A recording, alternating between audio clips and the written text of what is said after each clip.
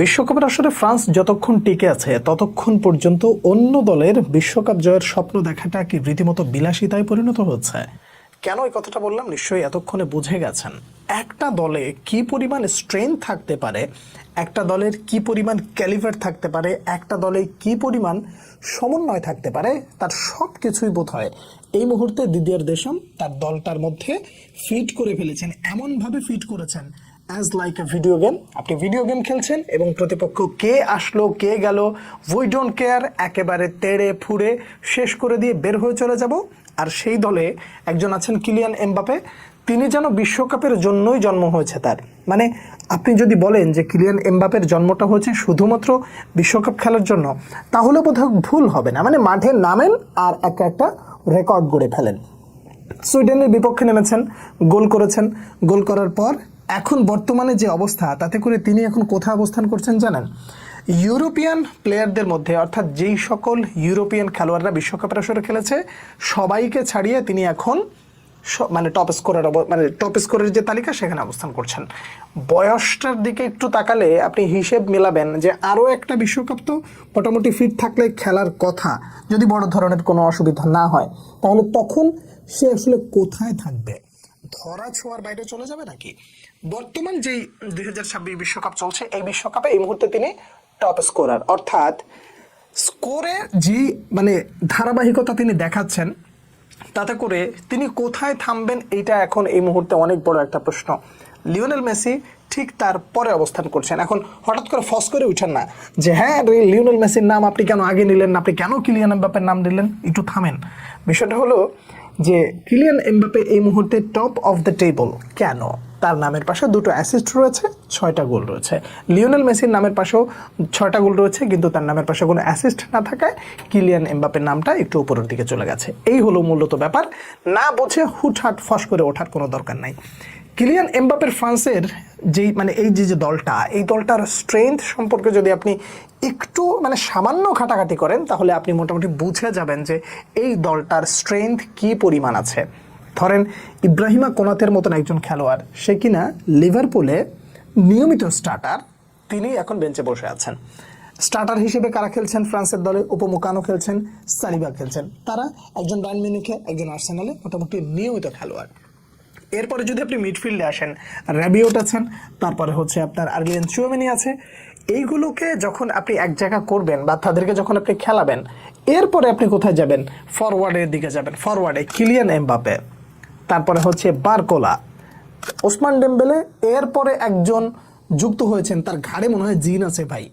পুরো মাঠটাকে একা হাতে কেমনে খেলতে হয়, কিলিয়ান এমবাপের সাথে 1-to-1 কানেকশন বলেন, কিলিয়ান এমবাপের চোখের ইশারা বলেন, কিংবা মাঠের ডান প্রান্ত থেকে বাম প্রান্তে সুইচ করে গিয়ে কিভাবে কিলিয়ান এমবাপেকে দিয়ে গোল করাইতে হবেন, সব কিছুই বোধ হয় তার মাথার ভেতরে দিদিয়ার দেশম জাস্ট গেঁথে দিয়েছেন। ফুলের মালা যেভাবে একটা একটা করে গাঁথে, ঠিক সেইভাবে দিদিয়ার দেশম বোধ হয় এই ছেলেটার মাথার মধ্যে এমন কিছু গেঁথে দিয়েছেন, সে কেমন যেন কিলিয়ান এমবাপেকে খুঁজে নেয়। আর কিলিয়ান এমবাপের ফিনিশ, ও মাই গুডনেস, যা করছে এই ছেলে, কোথায় যে এই ছেলেটা থামবে সেটা এই মুহূর্তে অনেক বড় একটা প্রশ্ন। দেখেন, একটা দলের স্টার্টিং যে অবস্থাটা, সেইটার অবস্থা যদি এরকম হয়, সেই দলটার বেঞ্চের অবস্থা কেমন?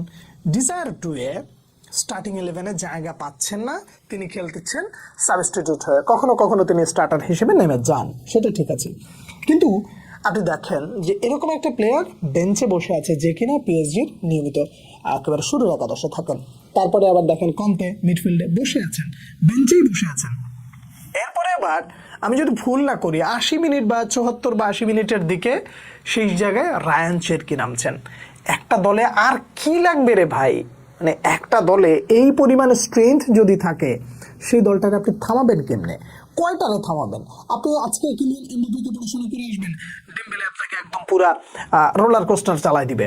আপনি দুইজনকে পড়াশোনা করে আসবেন, অলিজে দাঁড়ায় আছে, আপনি কয়টাকে থামাবেন? আজকে আবার দেখেন বারকোলা গোল করে বসে আছে। আপনি একজনের পর একজন যখন আপনি দেখতে যাবেন যে না, তাকে একটু থামানো দরকার, তো অন্য দিক দিয়ে কেউ না কেউ এসে ফ্রান্সকে মোটামুটি এগিয়ে দিচ্ছে।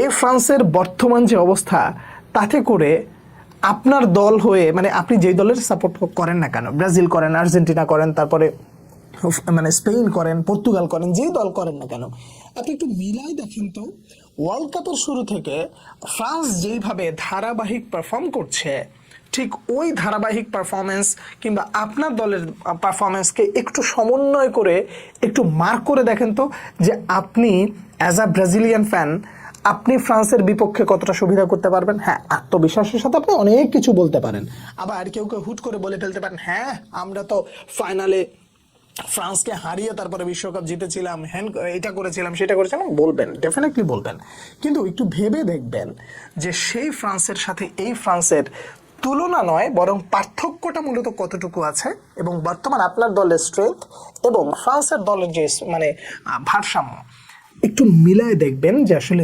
তফাৎটা কতটুকু। যখন তফাৎটা মানে আপনি একা নির্ণয় করতে পারবেন, দ্যাট টাইম আপনি বুঝতে পারবেন যে এই ফ্রান্স যতক্ষণ পর্যন্ত ওয়ার্ল্ড কাপে টিকে আছে ততক্ষণ পর্যন্ত আপনি ওয়ার্ল্ড কাপের স্বপ্নটা আসলে কিভাবে দেখবেন, এটা হলো অনেক বড় একটা প্রশ্ন।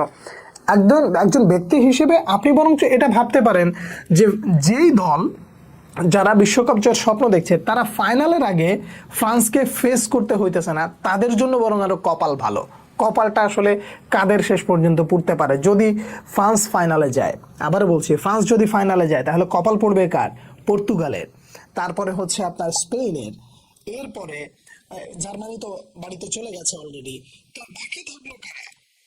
এরকম বড় বড় দলকে তাদেরকে বাড়িতে পাঠিয়ে দিয়ে এরপরে যদি তারা ফাইনালে আসে, এবং অন্য সাইড থেকে যিনি ফাইনালে আসবেন তিনিও তো কাউকে না কাউকে হারিয়ে আসবেন, তার আত্মবিশ্বাসে একেবারে টইটম্বর থাকবে, সবকিছু মেনে নেওয়া যায়। কিন্তু পারফরমেন্সের বিচার, ধারাবাহিকতার বিচার, তারপরে হচ্ছে দলের স্ট্রেংথের যে অবস্থা, এরপরে কোচ যখন একজন মাস্টার মাইন্ড হন এবং বিশ্বকাপ খেলার মতন অভিজ্ঞতা সম্পন্ন হন, তখন এই দলটার বিপক্ষে আপনি নামার আগে বোধ হয় ভেতরটা একটুখানি দুরু দুরু করে ওঠে।